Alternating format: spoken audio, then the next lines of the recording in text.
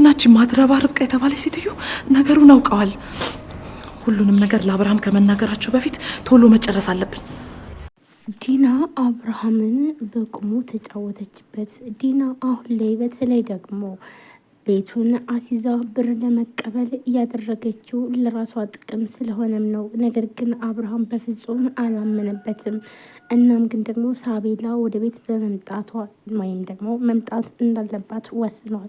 እናም ቁጭ ብሎ ዶክሜንቱን ወይም ደግሞ የቤቱን ካርታ ይዞ እያሰበ ያለ ዲናም በጣም ደስ ብሏትኝ በቃ ካሁን በኋላ በእጅ ሊገባ ነው በማለት በጣም ደስ ብሏት እያለ አብርሃምን ተከፍቶ ነበረ። እናም ዲና አሁንም ቢሆን አብርሃም ምን ሆነ ነው የከፋህ? ሀሳብ ግን መቀየር ትችላለህ። ያልሆነ ካልተመቸ መተው እንችላለን። ስለዚህ ካርታውን አለማስያዝና እንዲሁም ደግሞ ሌላ ምርጫችን መፈለግ እንችላለን ብላም ትላለች። አብርሃምም ምንም ደስ አላለኝም፣ ነገር ግን ደግሞ በፍጹም ልተው አልችልም። ልጄ መምጣት አለባትኝ። ልጄ ሳቤላ አሁን ላይ ምን ላይ እንዳለች እንኳን በፍጹም አላቅም። ስለዚህ ምንም ነገር አላደርግም። እናም መሄድ አለብን፣ ተነሽ ይላታል። ዲናም በጣም ደስ ብሏትኝ እንግዳውስ ልጃችን በዝም ብለህ ልጃችን ወደ ቤት መምጣት አለባትኝ። ከዛም ደግሞ ሁሉንም ነገር ያጣነው ሁሉ እናገኛለን፣ አይዞህ እያለችም አብርሃምን ታጽናናዋለች። አብርሃምን እውነት መስሎትኝ እሺ በቃ ዲና እንሂድ በማለት አብርሃምም አብራት ተከትሏት ይሄዳል። ዲና ግን ደግሞ በጣም ደስ ይላታል። ምክንያቱም በተዘዋዋሪ የአብርሃምን ሀብት ንብረት እየዘረፈችም ስለሆነ። በስተመጨረሻም ግን ደግሞ ጂሉ ባለቤቴ አገኘው ይኸውልህ ተጫወትኩብህ እያለችን ዶክሜንቱን ይዘው የታገተው ወይም ደግሞ ልዩና ሙልጭ ያገቱት ሰው ጋር ሲሄዱም ደግሞ ወይም ደግሞ ከማርኮን ጋር አብሮ የሚሰራው ሰው ጋር ሂዶም ስለዚህ ብሩን አብርሃም 1 ሚሊዮን ብር ተቀብሎ እንዲሁም ደግሞ የቤቱን ካርታ አስይዞም ለመምጣት ወስኖ ነበር የሄደ። ነገር ግን ዲና ያላሰበችው ከባድ ችግር ነው እየደረሰባት።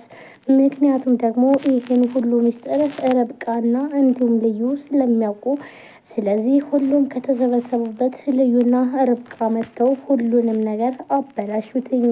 ይህ ለዲናና እንዲሁም ለማርኮን በጣም ሀዘን ነው። ዲናን ማርኮን በጣም ተናዶ፣ ቆይ ግን ልዩና እንዲሁም አንቺ ዶክተር ርብቃ የምትባይ ሰው ለምንድን ነው የማታርፉት? በማለት በጣም ተናዶና እንዲሁም ተበሳይቶ፣ ነገር ግን ምንም ነገር ቢሆን አልሰማህም፣ ስለዚህ አብርሃምን በቁም ውስጥ ዘርፈው ማየት አልፈልግም በማለት ልዩም ፍጥጥ ብላ ወደ ማርኮን ትሄዳለች።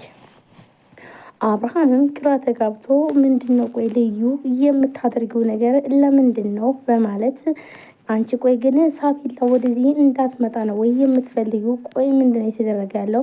እኔ ሀብት ንብረት አልፈልግም፣ ልጄ ልትመጣልኝ ነው እንጂ የምፈልገው በማለት አብርሃምም ወደ ቤት ዲና ማለትም ሳቤላ የምትመጣበትን መንገድ ማስተካከል አለብን። ስለዚህ ብሩን ስጡኝና እንዲሁም ደግሞ የቤቱ ካርታ ይሄውላችሁ በማለት ለዲናና እንዲሁም ደግሞ አብሮት ላለው ሰው ሊሰጥም አብርሃም ወሰነ።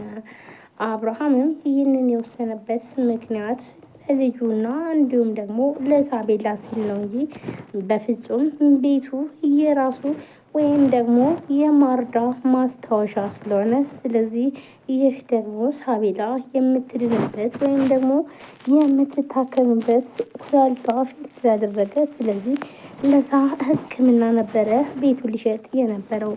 ነገር ግን በአቋራጭ ሳቤላ በመታገቷ ግዴታ ደግሞ እሷ መገኘትና እንዲሁም ደግሞ መኖር ስላለባትኝ አብርሃምም ቅድሚያ ሳቤላ ወደ ቤት ከመጣች በኋላ ሌላውን ነገር አስተካክላለሁ፣ ነገር ግን ሳቤላ አሁን ላይ ወደ ቤት መምጣት አለባት ብሎም ወስኖ ነበረም።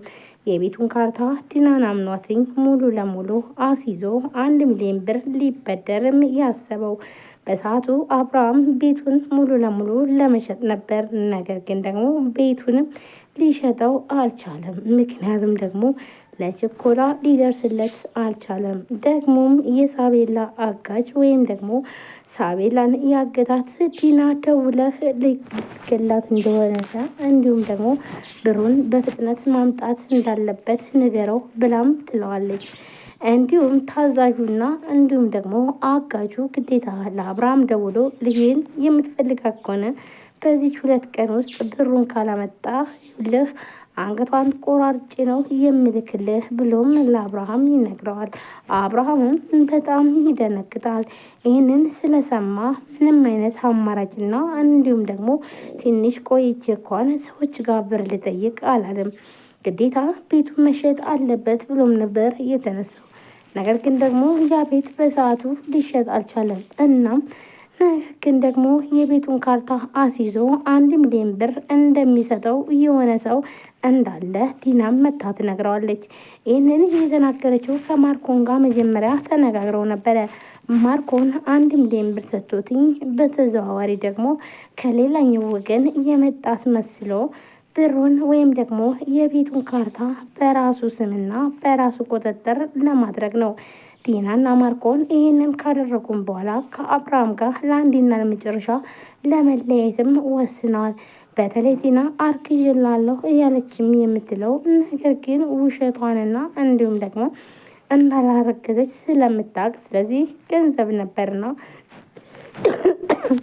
ገንዘቧንም ለመውሰድ ወስናለች። ምክንያቱም ደግሞ በማርኮንና እንዲሁም ደግሞ በዲና መሀል ያለው የፍቅር ወይም ደግሞ ባልና ሚስቱ ነው።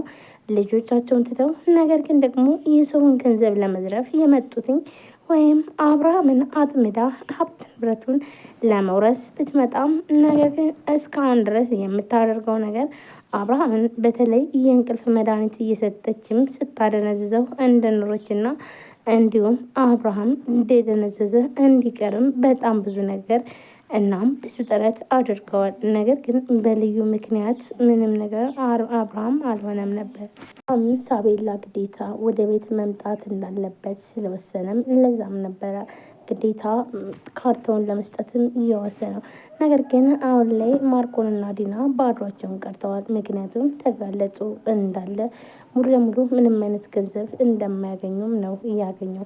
ሰላም ሰላም! ውድና የተከበራችሁ የቻናሌ ቤተሰቦች እንዴት ናችሁ? ለዚህ ቻናል አዲስ የሆናችሁ ሰብስክራይብ፣ ላይክ፣ ሼር በማድረግ ቤተሰብ ነው የሰናችሁን ከልብ ነው የማመሰግነው። ውድ ቤተሰቦቼ ዛሬም በአዲስ ቪዲዮ መጥቻለሁ። ቪዲዮ ላይክ፣ ሼር፣ ሰብስክራይብ እያደረጋችሁ ስለምታበረታቱኝ ከልብ ነው የማመሰግነው። እንዲሁም አዲስ ከሆናችሁ ሰብስክራይብ አድርጋችሁ የደወል ምልክቷን መጫናችሁን አትርሱ። በየጊዜው የሰዓቱ አዳዲስ ቪዲዮዎችን ይዘን የምንቀርብ ይሆናል።